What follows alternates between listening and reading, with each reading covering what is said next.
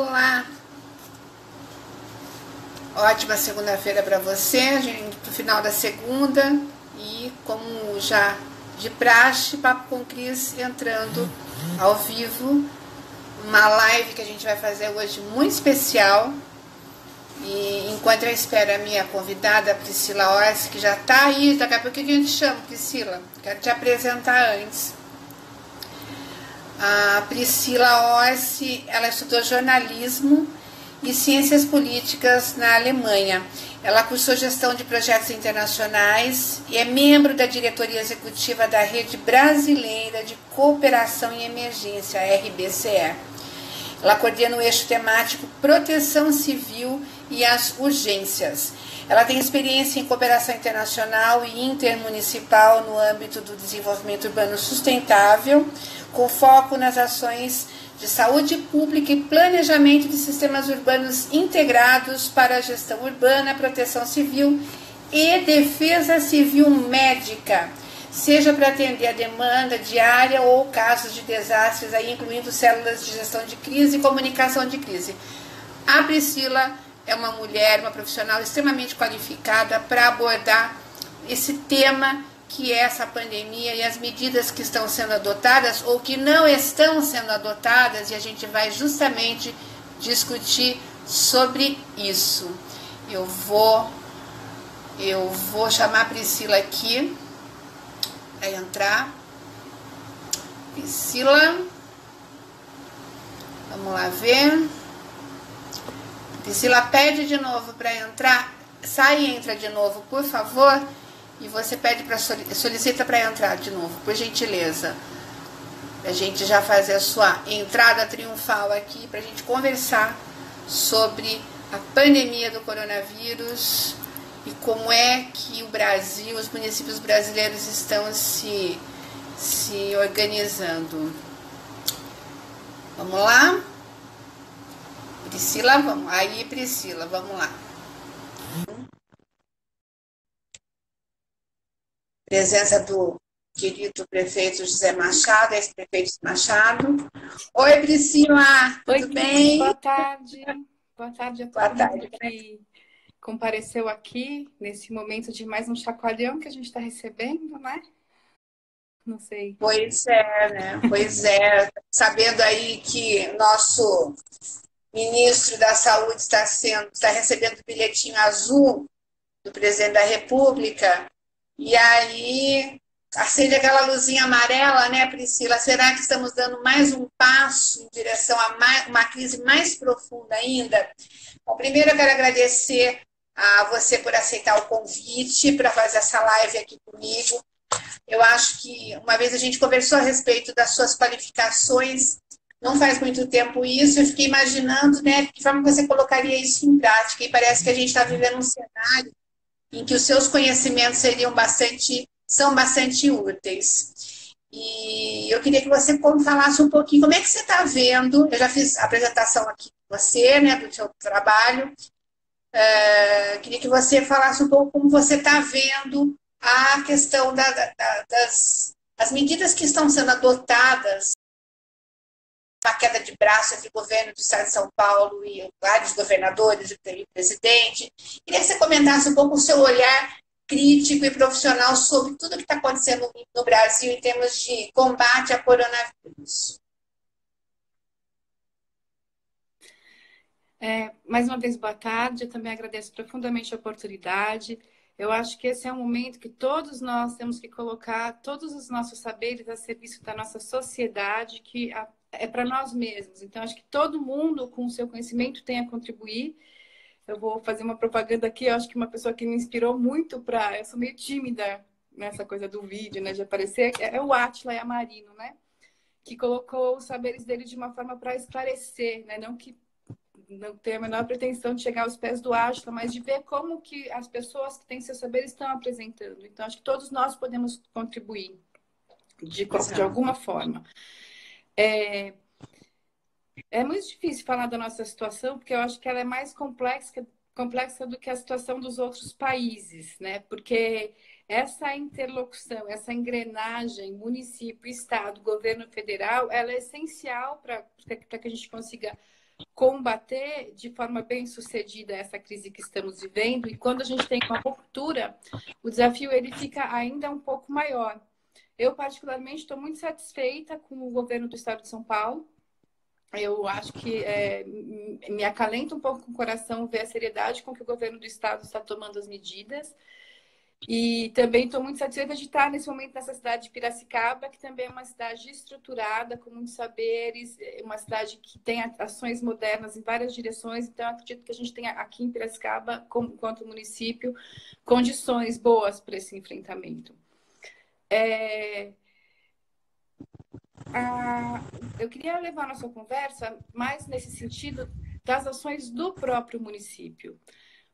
Porque, assim, a gente, nesse momento, quando a gente começou a falar de globalização, umas 2, 3 décadas atrás, a gente começou a ver o mundo globalizado, o mundo como um todo. Porém, o enfrentamento, ele é local. Porque é no município que as bombas estouram e é no município que a gente precisa ter as primeiras respostas. Então, como uma filosofia para nortear isso, assim, eu queria deixar uma frase do povo Hopi, dos índios americanos, que eles dizem o seguinte: nós somos aqueles por quem estamos esperando. Então, minha visão é assim, nesse momento, não podemos esperar ações do governo, nós precisamos nos organizar. E como é que isso acontece? Se a gente não pode depender do governo, eu concordo com você. Em que momento isso se dá e quais são os atores que precisam se envolver nisso, Priscila? Para que isso aconteça. E tem que ser logo, né? Acho que a gente está perdendo um tempo. Tem que ser ontem. Né? Então, a questão é o seguinte: vamos colocar aqui uma outra linha de filosofia, que é a seguinte linha. A forte favorecerá aqueles que estão melhor preparados. Não é possível anular os efeitos, mas conhecimento e preparação ajudam a diminuir os impactos. Então, a gente precisa, nesse momento, cada município ter uma ideia de quais os recursos disponíveis que ele tem nas mãos. No caso, só para a gente pensar, que eu gostaria de fazer um adendo, assim, nós estamos falando de uma ameaça capaz de colapsar as infraestruturas básicas. O que a gente entende como infraestrutura básica? São as infraestruturas que são os pilares que sustentam a vida nesse modelo civilizatório que nós temos hoje aqui, vamos para o mundo ocidental. Talvez para uma tribo lá na África isso não faça a menor diferença. Mas nós temos demandas que são supridas no dia a dia e que, para nós, elas são tidas como óbvias. Estou falando não só de saúde, estou falando do alimento chegar, estou falando de água, estou falando de eletricidade, estou falando da cidade funcionando. Então, são coisas que elas não acontecem simplesmente. Existe toda uma estrutura municipal para que isso rode no dia a dia. E agora a gente vive uma situação de calamidade. Então, só queria dizer que na categoria, eu só um adendo, assim, o que eu falo aqui muito é de uma experiência que eu tenho de quase 10 anos trabalhando na cooperação intermunicipal com municípios alemães. E a Alemanha está dando conta muito bem dessa crise. É um dos países mais afetados, porém tem a letalidade muito baixa. E a gente vê muitas matérias por aí. Como que eles conseguiram? Como que eles estão lidando com isso? Bom, eles estão lidando com isso porque eles, há muito tempo, realizam planos.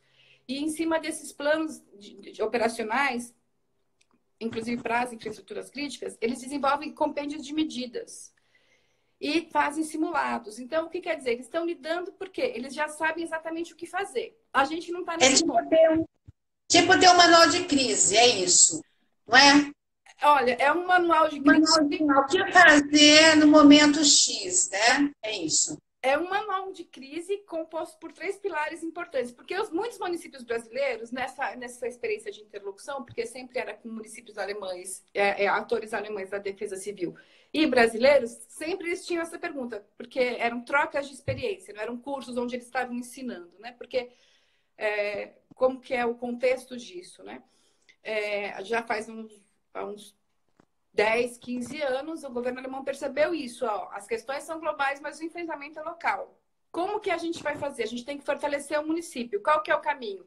Propiciar trocas de experiências para que não que um município ensine o outro, mas que eles aprendam um com os outros a lidar com isso. Então, nesse contexto, sempre vinha a pergunta, ó, nós temos isso aqui, o que vocês têm? Vocês têm um manual de crise? Invariavelmente, as cidades brasileiras dizem, nós temos. Porém, o manual de crise é um negócio desse tamanho, que está em algum armário, em algum lugar. E quem precisa dessas ações, quem é quem está lá na ponta, normalmente na hora que precisa não tem, não sabe onde procurar e não está acessível. Então, a gente está falando de um manual de crise, que é onde está tudo descrito. Nós estamos falando de um compêndio de medidas, coisas práticas, fichas, um lar de idosos, o que eu tenho que fazer, o que eu tenho que checar, um orfanato, uma escola, medidas padronizadas, às vezes até num fichário disponível nos lugares que as pessoas podem ir lá e recorrer naquele momento, mas elas também fizeram treinamentos simulados, recorrentes, com lições aprendidas para serem implementadas no próximo treinamento para saberem como agir. O discurso deles para fazer um link com o que a gente está vivendo aí na questão de isolamento, né? Horizontal ou vertical. Nós gastamos dinheiro, o discurso deles, nós gastamos tempo, esforços, dinheiro, recursos humanos para realizar isso, na expectativa de que isso não seja. Então, muitas vezes, o investimento ele não é feito pensando ali, ele vai ter um retorno exatamente ali naquele momento. O melhor é que a gente não use, como agora. É melhor que os hospitais que estão sendo construídos não sejam usados, porque isso quer dizer não era assim? Não. Isso quer dizer o quê? A medida implementada funcionou. Então, é estar preparado para pagar para ver, né, esse trabalho de convencimento mesmo, de mobilização dos órgãos de defesa civil com os políticos e os políticos com a sociedade. Olha, isso é necessário, sim. Então, tá indo? Priscila, a gente tem um momento, às vezes, de saturação do Instagram. Pode acontecer de eu precisar tirar você da sala. Está me ouvindo? Você está me ouvindo, Priscila? Bom, quem está com a gente já sabe, está vendo uma saturação. Eu vou sair e vou voltar, tá bom? Vou tirar. Volta para mim. Pessoal, desculpem, mas é que está havendo um número enorme de lives acontecendo e acaba, às vezes, dando esse rush, mas a gente resolve tranquilamente, tá? Ela entra e sai, a gente vai se ajeitando aqui para ouvir o que a Priscila tem para dizer. Vocês continuem com a gente. Olá. Oi, Priscila. Está me ouvindo? Olha, pode acontecer mais vezes. Por exemplo, olha só. Tá? A gente vai e volta rapidinho. Priscila, sabe ponto. Oi, eu gostaria... a internet é sobrecarga. Eu queria voltar um pouquinho, só para você situar, então, a nossa audiência, né, que está nos acompanhando, sobre esse trabalho que você faz. Você, essencialmente, trabalha esse intercâmbio, né, no hall de cidades alemãs. Explica um pouquinho, por favor. Tá. O governo alemão ele tem um Ministério de Cooperação Econômica e Desenvolvimento, que ele destina verbas para projetos de cooperação internacional. Isso pode ser tanto o nosso famoso Fundo Amazônia, né, que ficou famoso nesses últimos meses, como também pequenas medidas para troca de conhecimento entre as cidades. O que acontece? As cidades estabelecem essa amizade, é um processo simples, uma carta de intenções, não é um processo altamente burocrático, e aí o governo destina recursos, que são poucos recursos mesmo, só para viabilizar a ida de especialistas brasileiros à Alemanha ou o contrário. E o que eu faço é a interlocução entre as cidades. Né? Correto, e você faz essa ponte, ok. Isso. Bom, e aí nós estávamos falando... Pois não, continue.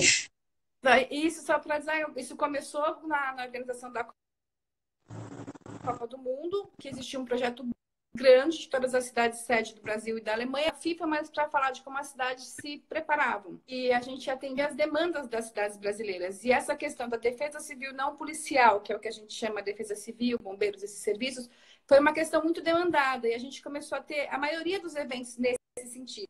E daí surgiu tanto essa expertise como essa amizade dos atores da defesa civil alemã com os atores brasileiros. Na época, nós também fizemos preparação hospitalar para acidentes com múltiplas vítimas com o Ministério da Saúde, que também é um ponto bem interessante para esse momento. Mas aqui o assunto é a questão da preparação dos municípios para enfrentamento de uma catástrofe, né? E aí Você acha que essa pandemia tem a conformação de uma catástrofe, Priscila? A gente pode chamar dessa forma? O que você eu acho aplica? Nós temos um quadro ideal para isso. Eu gostaria que você falasse. Nós conversamos um pouco brevemente antes da gente entrar aqui, né, a semana passada, para discutir a nossa pauta.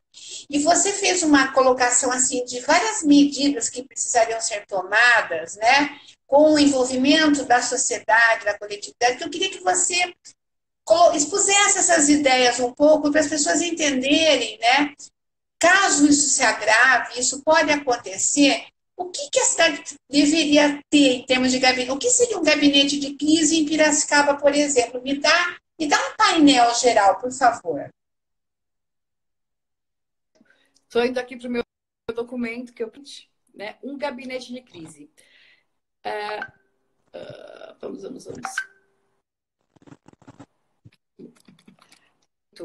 A gente tem que imaginar, assim, existem as pessoas que estão na ponta, tomando as ações. Só que elas precisam estar amparadas por tomadores de decisão. Então, um gabinete de crise é um gabinete extraordinário que é formado para essa demanda. São políticos ou técnicos que vão formar um gabinete de crise. Existem funções... Priscila, vamos sair. Não estou te ouvindo. Vamos sair e voltar de novo. Gente, a Priscila volta.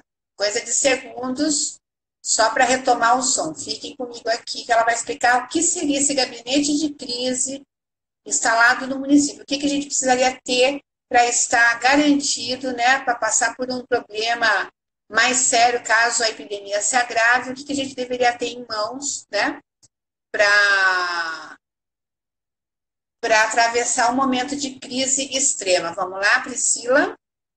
Aguardando. Ela está entrando. Vamos lá. Gente, eu estou ouvindo. Oi, Priscila, pode falar. O picoteador, para ver se cai menos. Ótimo. Tá? Ótimo, perfeito. Fica tranquila, estamos informal, então, pode ir falando. Estávamos falando do gabinete de crise. É a catástrofe. Ele tem, a princípio...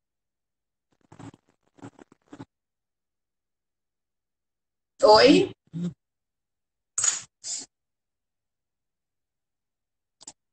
Mais uma vez, fica parado, encontra um lugar para você ficar perto do roteador, mas não deve ser o roteador, não.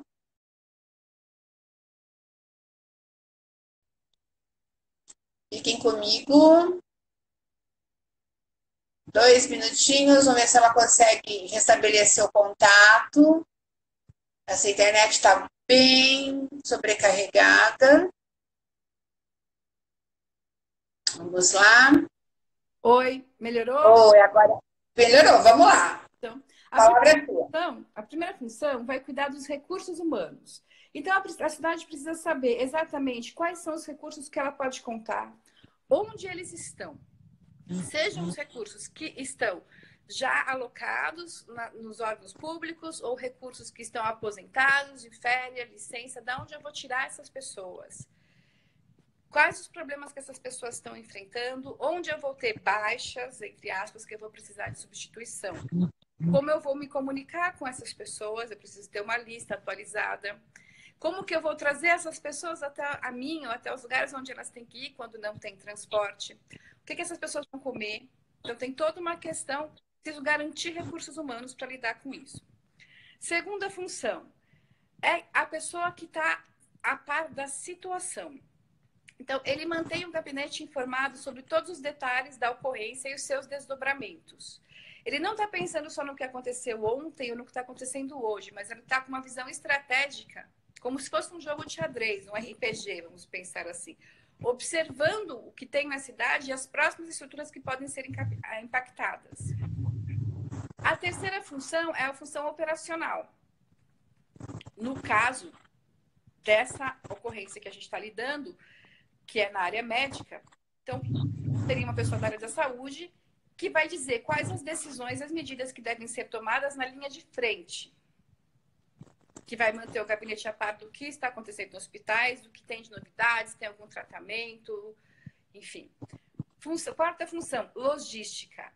Não basta só ter recursos humanos, eu preciso ter todos os recursos que as pessoas vão precisar, seja equipamento médico, máscara, respirador, álcool gel, comida, água, um lugar para descansar, se eles estão no hospital de campanha trabalhando 24 horas por dia, tudo isso a logística vai resolver. Então, não é uma pessoa pensando em tudo.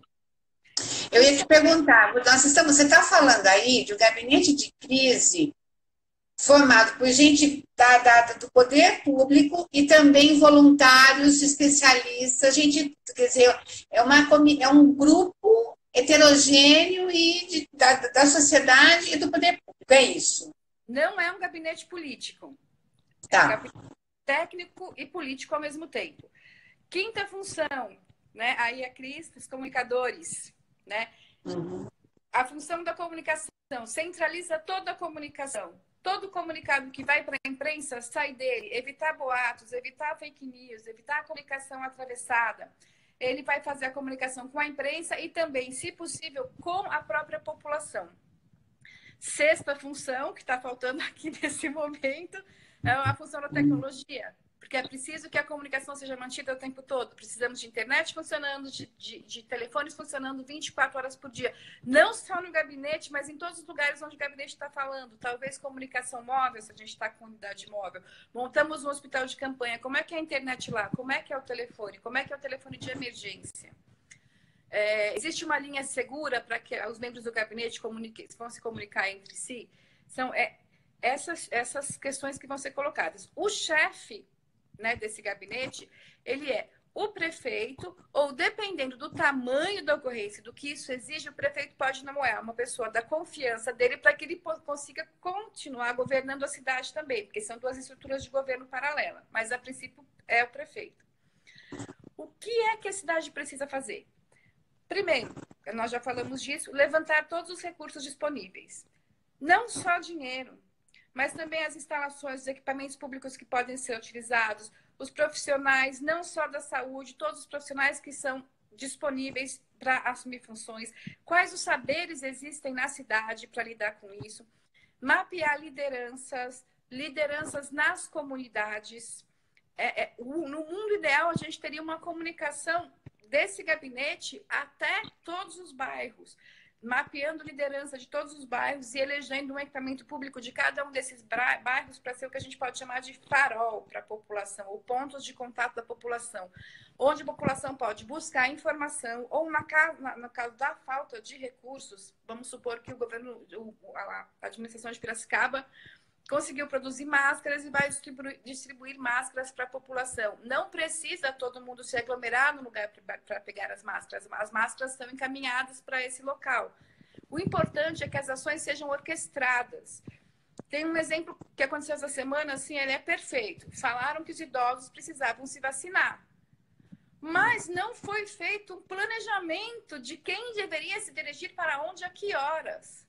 E então, o que aconteceu? Nós tivemos aglomerações dos idosos, que é uma população de risco nessa história do coronavírus, né, do Covid-19, na porta dos postos de saúde, que é um lugar que já está também, entre aspas, infectado, não só pelo Covid, mas por outras doenças também.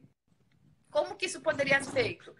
Cada bairro já tem um mapeamento de quem são os idosos que moram ali, que horário que vai ter a vacinação, cada idoso ser informado. Olha, senhor fulano, o senhor precisa se dirigir à unidade X de saúde na quinta-feira, às 8 horas da manhã.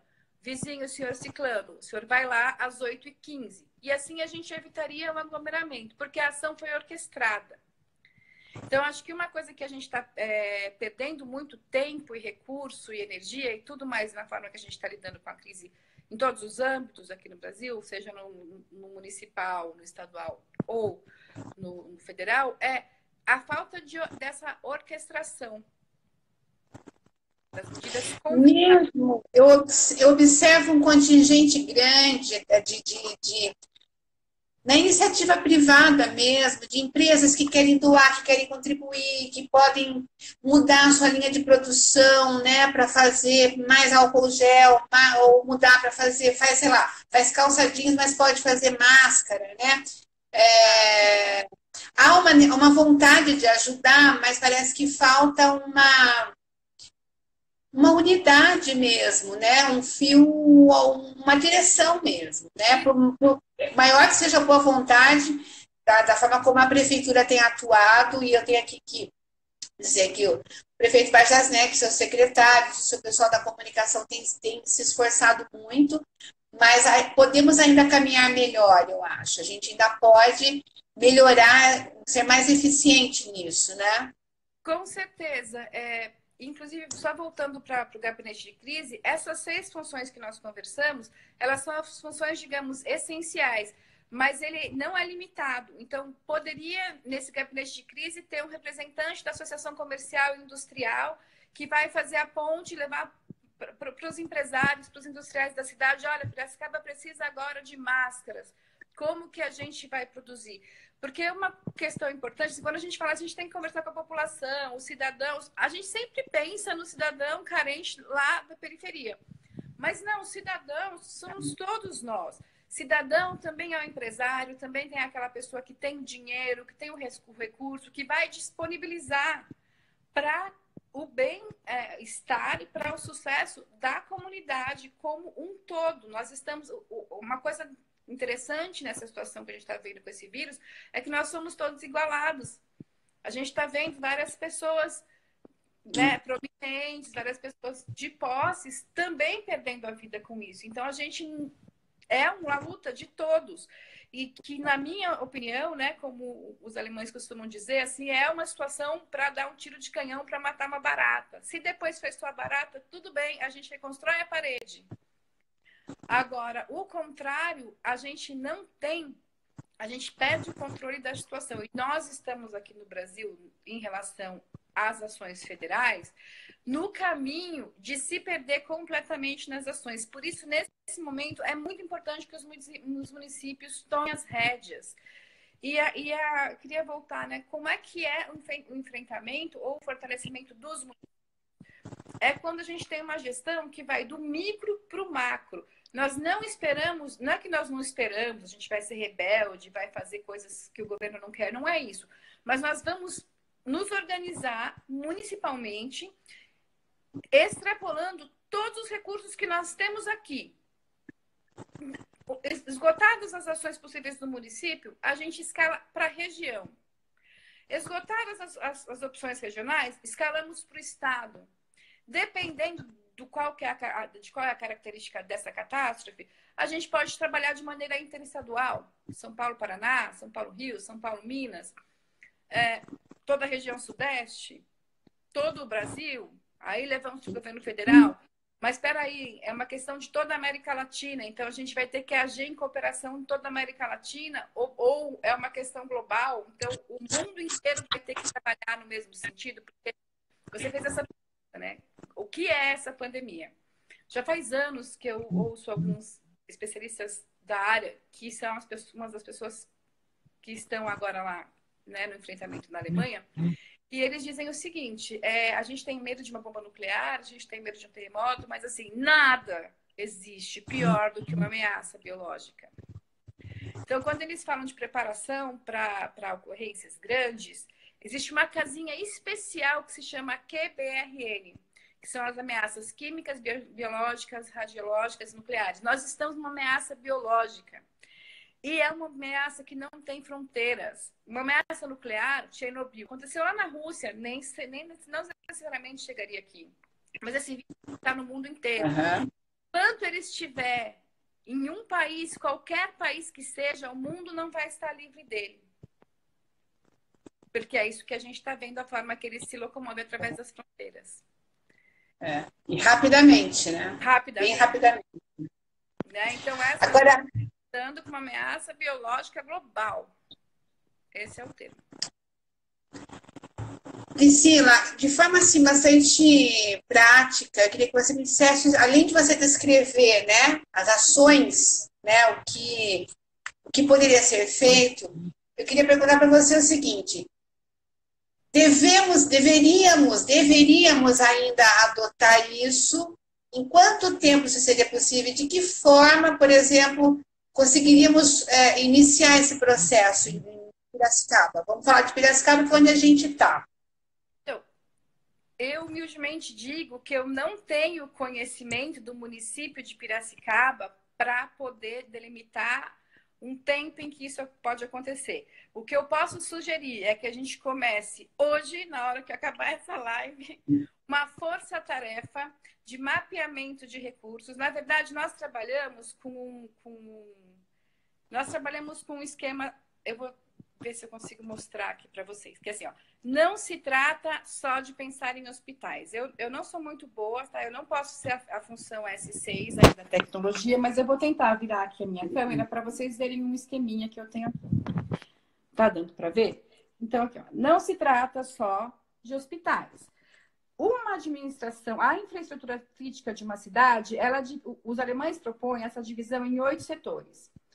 Né? Então, setores: energia, transporte, tráfego, abastecimento, que é onde está a nossa crise, técnica de TI, entidades financeiras, órgãos governamentais, substâncias perigosas, outros. Em outros, por exemplo, está a questão dos cemitérios. Como que a gente vai fazer? Tem muitas cidades e países tendo problema com isso.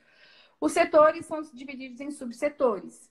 Então, se eu vou chegar aqui perto, ó, o setor abastecimento, ele é subdividido em subsetores como saúde, alimentos, água, esgoto, tudo que precisa ser fornecido.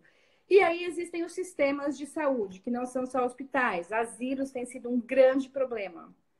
Casas de repouso, pessoas que precisam de diálise, enfim, dependendo de qual é a ocorrência, né? Esse quadro ele serve para qualquer falência de infraestrutura crítica. Então, nós teríamos que mapear esses setores em Piracicaba, depois mapear os subsetores com os interlocutores, quem são as pessoas que vão se responsabilizar. A gente teria que saber os recursos e as capacidades de cada um desses setores e estabelecer medidas práticas para serem implementadas o mais rápido possível.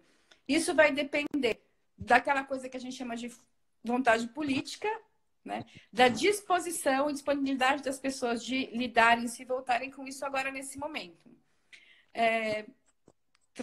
Esse levantamento aqui que eu tenho, ele foi feito ao longo de um ano por um grupo de trabalho específico de uma cidade na Alemanha, mas que tinha atividades paralelas e que não estavam dessa forma que a gente está. A gente não precisa também ir tão profundamente, mas o ideal seria nós termos os nossos setores, subsetores e sistemas mapeados e as medidas definidas para cada um desses setores, porque não se trata só de hospitais.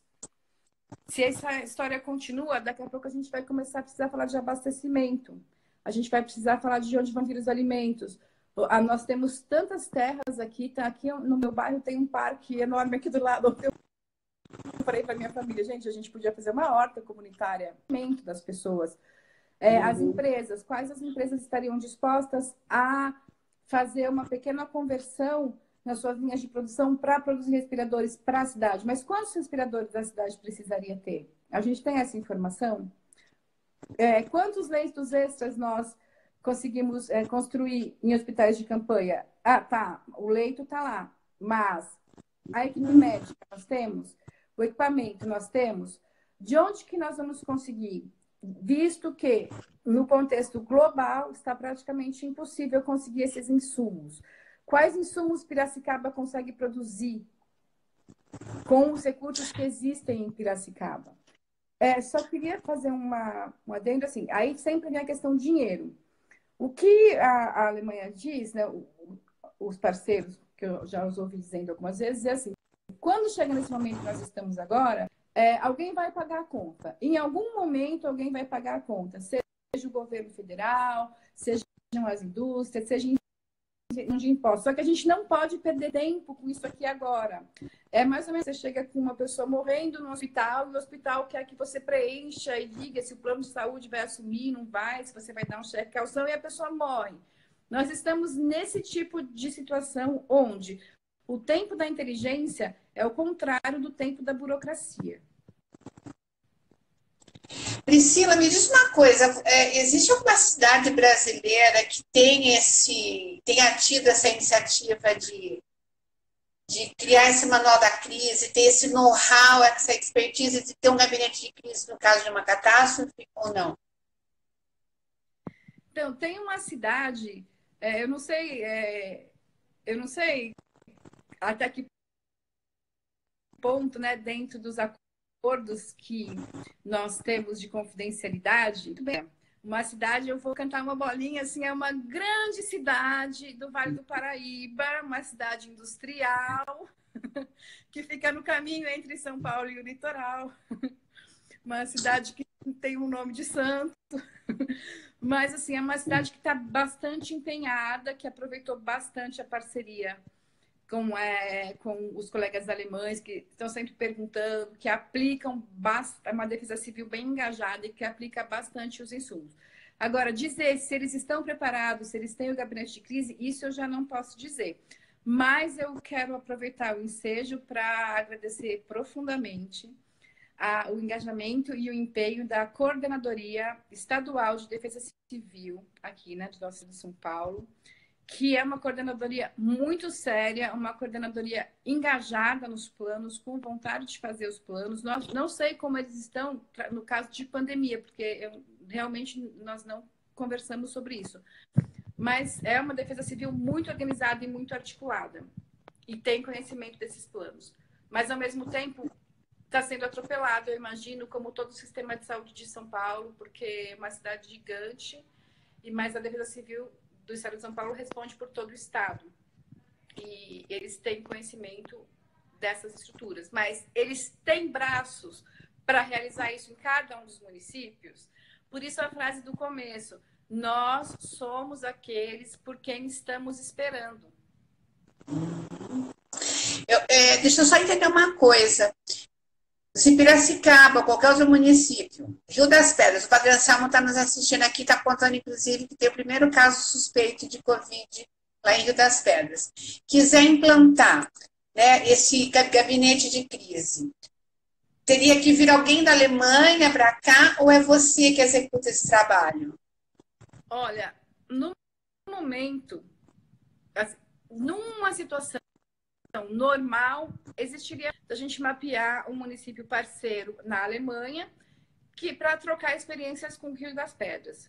No momento que tanto nós como a Alemanha tem todos os braços já empenhados para combater a pandemia e que nós não temos nem condições de voar, porque essa questão, essa infraestrutura crítica, transporte está totalmente impactada, a gente poderia fazer esse trabalho por meio de mim, que eu poderia fazer esta ponte, repassando para a cidade os conhecimentos tantos que eu já tenho, como dúvidas que nós podemos mandar para esses amigos, que podem ficar na retaguarda. Eles poderiam, então, eu fiz uma colocação aqui absurda, porque realmente não tem como voar, né? Tá tudo parado. Mas você poderia ser esse elo entre Brasil e Alemanha nessa troca de know-how aí, de possibilidade de lidar com essa emergência, é isso, né? E aí eu poderia ajudar, né, apoiar esse processo de duas formas. Primeiro, com a autorização deles, porque eles já querem ajudar os parceiros do Sul, existe essa vontade. Então, primeiro, repassando conhecimentos já adquiridos, apresentações que eu já tenho, o modelo do gabinete de crise, informações que já estão aqui. E segundo, tendo essa retaguarda para dúvidas específicas com eles, respeitando o fato de que eles também estão no gabinete de crise. Então, é um contato por WhatsApp, uma conversa rápida para questões específicas. Perfeito. aqui, dona Priscila. Realmente, a senhora é uma das, acho que é a única profissional dessa área que eu conheci na minha vida, em 30 anos de jornalismo. Achei muito, muito interessante o seu trabalho. Você mesmo me dizia que não tinha muita noção de quando colocaria efetivamente em prática. Você nunca chegou a colocar em prática? Chegou a estar numa situação como essa, fora do Brasil ou não?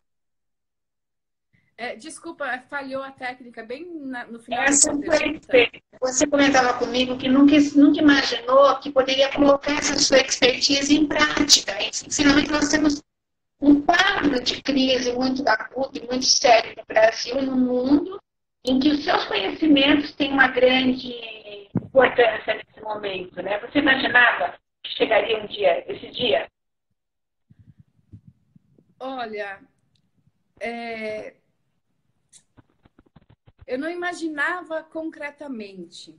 Mas, assim, desde que eu me formei, não vamos nem falar na crise, há X anos, não era nem 2000 ainda, era 1900 e alguma coisa, eu fiz meu TCC com a questão da globalização, o global e o local.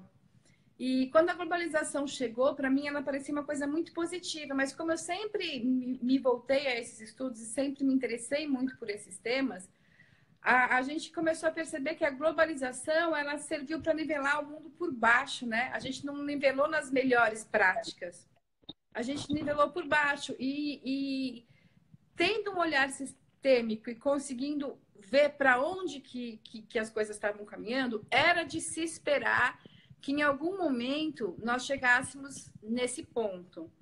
Eu gosto muito de um teórico britânico, o nome dele é John Beddington. Ele foi assessor da coroa para assuntos de meio ambiente e hoje ele é professor na Universidade de Edimburgo. E ele tem uma teoria que se chama a tempestade perfeita. E ele fala disso já há 10 anos, só que ninguém escutava. E ele dizia o seguinte, pelas modelagens de 2020 a 2040, o mundo vai enfrentar situações de pane e colapso em 9 fatores que são os fatores essenciais para a sobrevivência da nossa civilização. E ele tem esse estudo, mas as pessoas parecem que não querem muito ouvir, né? Quando a gente, às vezes eu mesmo, quando eu estou na minha família, no círculo de amigos, eu começo a falar isso, eles começam, vem a louca, é paranoica, não, vamos ouvir a música aqui, não, toma uma cervejinha. Não, gente, mas a gente precisa pensar nisso.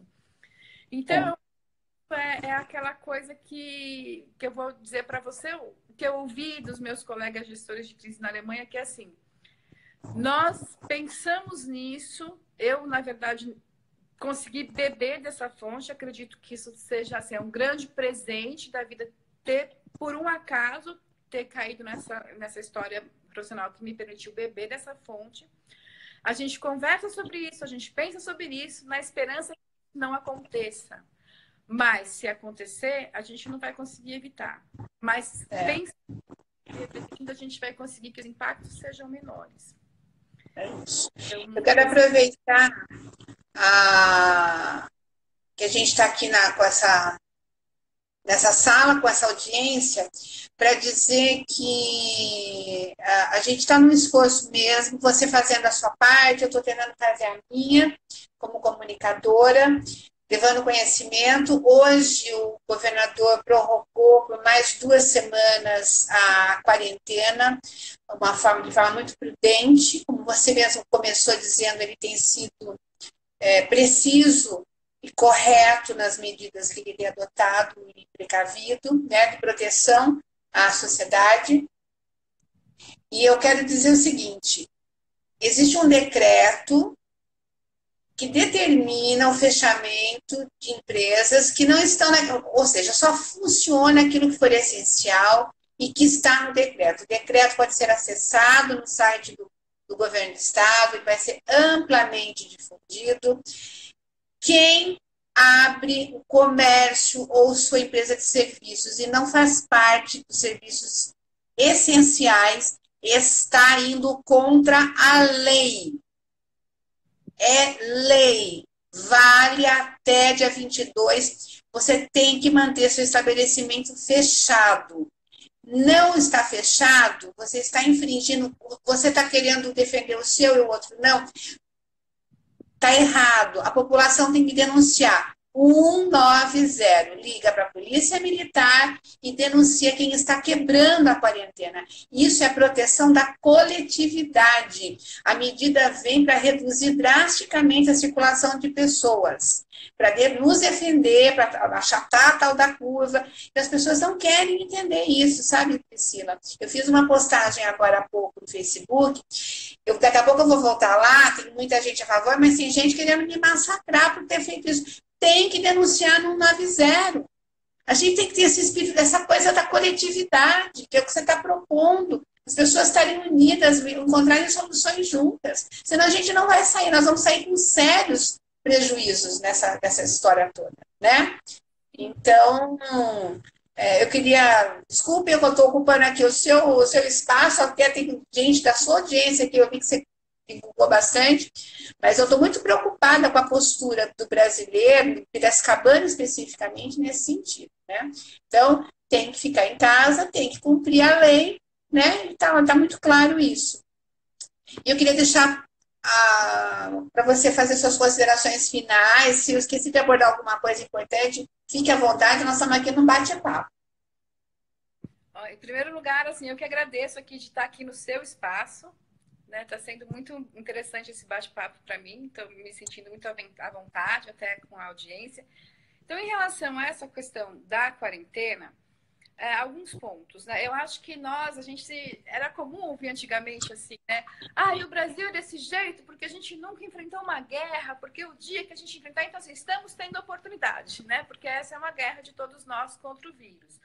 Destacar a importância de uma comunicação homogênea, né, de ações orquestradas. Então, a população está sendo desinformada. É muito triste isso. As pessoas olham essas manifestações. Vamos sair para a rua, eu quero trabalhar com raiva, mas eu olho com muita compaixão, porque aquela pessoa que está fazendo aquilo, ela está se fiando numa informação que não é verdadeira.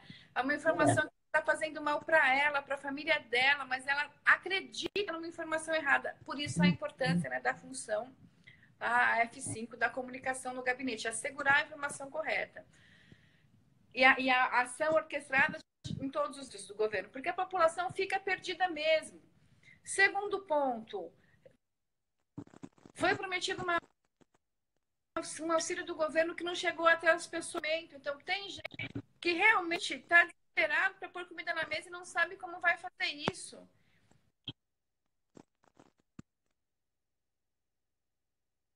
Caiu o som, peraí. O som. Vou trazer você de volta. Vamos voltar. Gente, a Priscila vai voltar mais uma vez. Fiquem comigo aqui. Ela já volta para fazer as considerações finais sobre gabinete de crise, sobre como poderíamos nos organizar enquanto sociedade, né, diante do possível agravamento da pandemia. Muito bacana a participação da Priscila. Oi, Priscila. Pode continuar. Então, assim, a questão da comunicação de crise está sendo absolutamente falha. Então, eu olho para essas pessoas com compaixão, porque elas estão recebendo algum tipo de informação enviesada que elas acham que aquilo que elas estão fazendo é correto. Segundo, elas estão sem amparo nenhum. E aí, de novo, para a administração de Piracicaba ou de qualquer município, nós somos aqueles por quem estamos esperando. Então, se o governo não está mandando dinheiro, como que a cidade de Piracicaba pode amparar as pessoas que estão passando fome aqui? Como que a junta comercial, eu não sei as siglas corretas daqui, como os industriais, como as organizações da sociedade civil podem fazer cesta básica, podem assestar essa família e dizer, fique em casa por você e por mim, mas fique em casa bem também, porque não adianta eu estar bem na minha casa com tudo que eu preciso e alguém está passando necessidade morrendo lá de fome. Então, as ações orquestradas são essenciais. E um terceiro ponto que eu gostaria de dizer é que existem também estudos do ponto de vista psicológico nas catástrofes, né? E o fato da negação, ele é um componente que os gestores de crise também têm que considerar. Às vezes é tão difícil encarar assim, gente, está acontecendo aquilo lá do filme, está acontecendo aqui agora. É verdade. Né? E aí é tão, às vezes, difícil encarar isso que a negação ela vem como um recurso psicológico interno para não lidar com o tamanho da situação. Então, eu também considero, nesse momento, esse fator, mas eu acredito que conforme a pandemia avance e que as perdas vão ficando mais palpáveis, infelizmente, as pessoas vão começando a repensar essa atitude. É isso. Tomara que não cheguemos ao extremo, né? Que a gente consiga colher bons resultados desse esforço que todos nós estamos fazendo, algumas exceções, mas estamos fazendo. E eu quero te agradecer, Priscila. Espero poder conversar com você em outras oportunidades. Foi muito bacana. Acho seu trabalho muito legal. E, enfim, vamos acompanhar o que está acontecendo. Quem sabe você volta ainda comigo aqui no Papo com o Cris, né? Falando aí de um projeto para Piracicaba, quem sabe, né? Eu acho que a gente tem gente, a começar pelo poder público e outros atores importantes que podem se juntar e rapidamente colocar a cidade em ebulição aí, em um enfrentamento bem rigoroso dessa pandemia. Incrível. Obrigada, viu? Para outras conversas, também quero dizer que eu estou fazendo minha quarentena aqui em Piracicaba. Eu estou aqui desde o dia 20 de março. Antes de vir para cá, eu fiquei 7 dias sem sair da minha casa, em São Paulo. Meus pais moram aqui, então já fiquei reclusa para não trazer nenhum tipo de contaminação. Já passaram os 14 dias que eu também não saía de casa, graças a Deus, está tudo certo aqui. Eu estou à disposição de Piracicaba, da administração, da sociedade civil, para apoiar nesse plano de enfrentamento e, quem sabe, fazer com que Piracicaba seja um modelo, né, para outras cidades enfrentarem esse caminho e que também essa lição da pandemia seja um cutucãozinho para que as cidades desenvolvam os seus planos e tenham todas essas informações já em mãos quando precisarem enfrentar outros desafios, porque eles vão vir. É isso. Tá bom, minha querida. Muito obrigada e vamos em frente. Fique em casa. Hashtag fique em casa. Obrigada. Um abraço, Priscila. Até. Obrigada para vocês pela audiência. Amanhã eu converso com meu amigo, meu parceiro Bruno Chamochumbi sobre mudanças no mercado, né? Diante aí dessa mudança do comportamento do consumidor, o que vai acontecer com o mercado depois dessa pandemia, tá bom? Espero vocês amanhã às 5 da tarde aqui. Grande beijo para todo mundo e até mais.